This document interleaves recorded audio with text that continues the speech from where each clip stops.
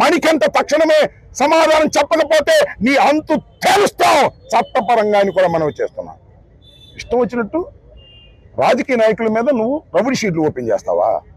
మేము ఎందుకు వచ్చాం రాజకీయాల్లోకి? ప్రజాసేవ చేయాలనే ఉద్దేశంతో రాజకీయాల్లోకి వచ్చాం. కింద పడుతున్నాం, మీద పడుతున్నాం, అనేక కష్టాలకి నష్టాలకి వచ్చి జగన్మోహన్ రెడ్డి గారి వెంట నడుస్తున్నాం.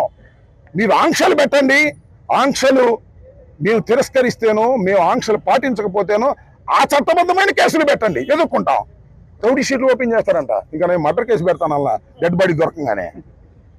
ఏమిటా మీ బెదిరింపులు? నాకు అర్థం కాదు. మీరు ఎవరు? మీరు ఐపీఎస్ ఆఫీసర్లు. మీరు లాండ్ ఆర్డర్ కాపాడవలసిన వాళ్ళు తప్ప జగన్మోహన్ రెడ్డి గారి పార్టీని, వైఎస్ఆర్ కాంగ్రెస్ పార్టీని కేసులు పెట్టి అణచాలని మీరు ప్రయత్నం చేస్తే అణిగిపోయేంత అమాయకులు మేము. ఎన్ని చూసి వచ్చాం మణికంఠ, నీలాంటి వాళ్ళని చూసి ఇక్కడికి వచ్చాం.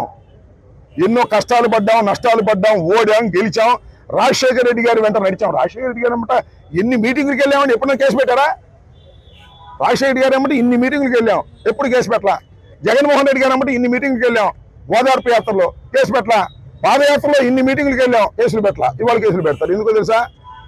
బాబు గారు వచ్చాడు, లోకేష్ బాబు గారు.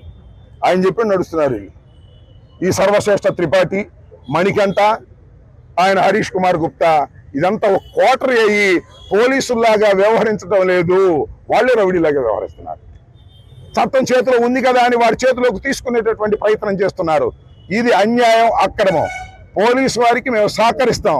నోటీసు ఇవ్వండి, వస్తాం, సమాధానం చెప్తాం, కోర్టులకు వెళ్తాం, కోర్టులో మీ సంగతి తేలుస్తాం.